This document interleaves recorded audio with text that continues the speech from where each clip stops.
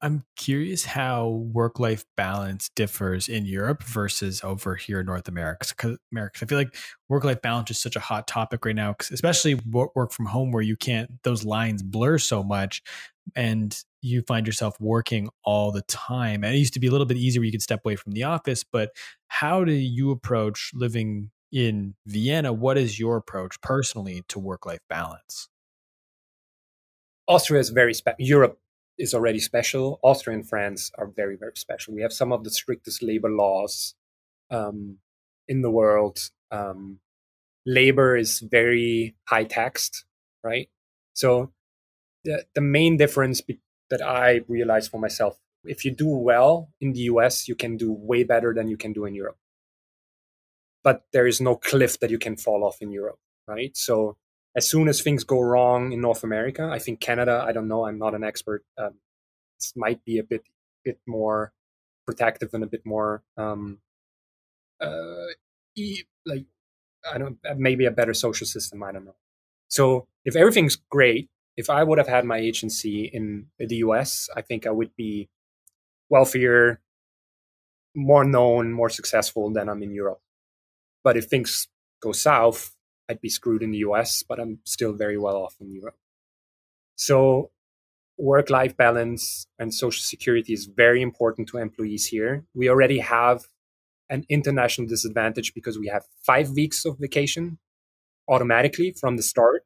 And then I think there are 13 random Catholic holidays that come on top.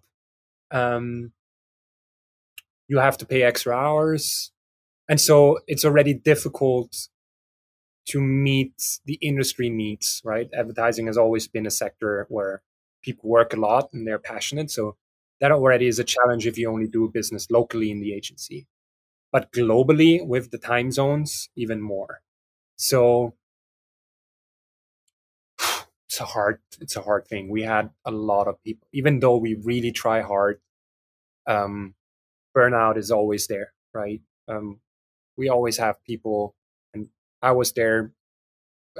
Alex was there at one point.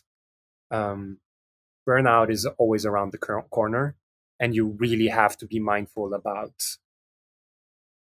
Only because you can doesn't mean you should, right?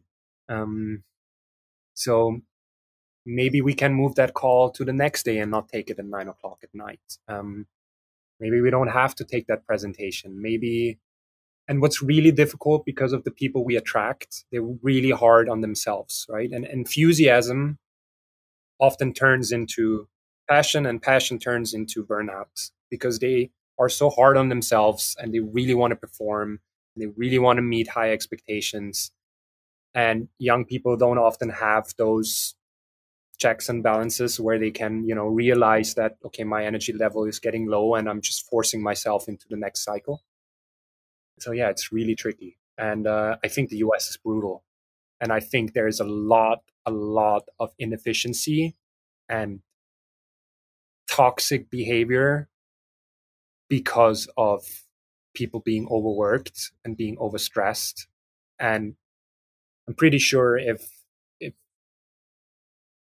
you would make that a bit leaner and a bit more European, I think that would actually bring up productivity in the US. I mean, what you have, what, a week of vacation? It's crazy. Two, we have Like, how two. can you balance your life? Yeah, 2 weeks. And most people don't take them, right? And then they're always on during those 2 weeks. It's insane. That's a good point. I'm going away on vacation next week, and I've told some clients like, "Hey, I'm going away, but by the way, I can still get all the posts up. Don't worry, right? Like, you know what I mean? Like, it's just like it's a vacation, but I'm still working every single day because I'm working in social."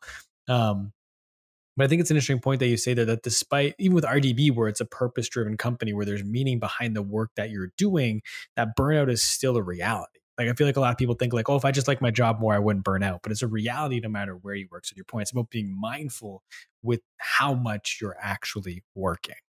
But how often do you take the time to look back on the whole journey? going all the way back to the early days with the agency pre RDB to starting RDB with 3 people, much more rushed than you anticipated, landing that first contract with Western Union, 45 people at one point, making it through. Like, how often do you look back on the entire journey that it's been?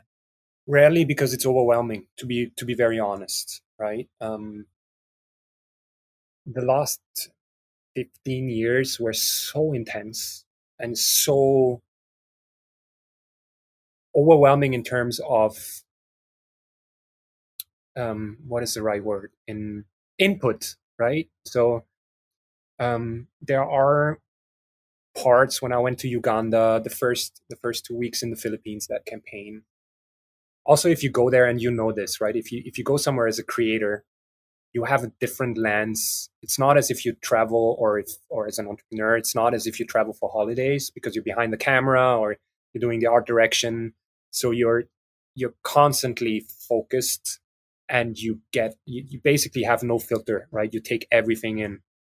And to be honest, by now I learned that my subconsciousness, my RAM, my has a limit, and I need to rest to have my subconsciousness digest things and evolve things and develop things.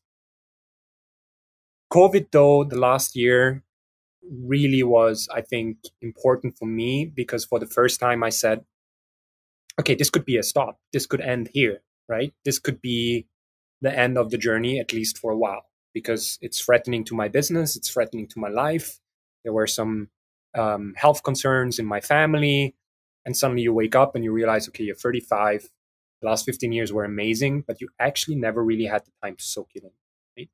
And there were a couple of phases in those 10 years where I was close to burnout, and and then you just perform, and you're just used to um, moving with the stream. And that's actually when often you don't take things in as much as you should, and you don't reflect as much as you can on them, or should.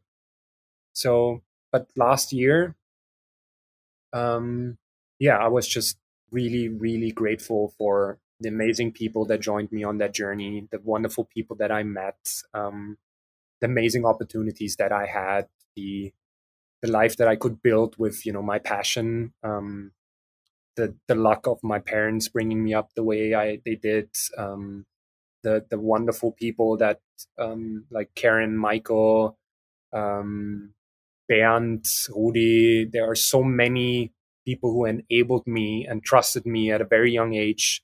And it wasn't my choice to say I want to become the global social agency. It was Karen coming to me, said, I think you would have what it takes to become our global social agency. And I'm like, oh, why?